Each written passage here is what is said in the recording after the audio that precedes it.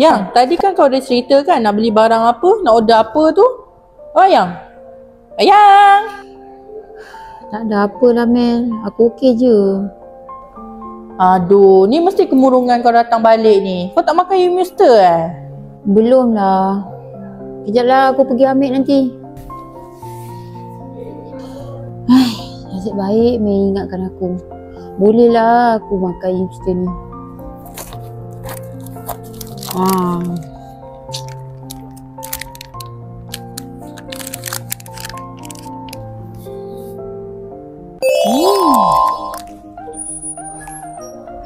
Man, terima kasih tau kau ingatkan aku. Aku rasa macam dah okey sikit lah.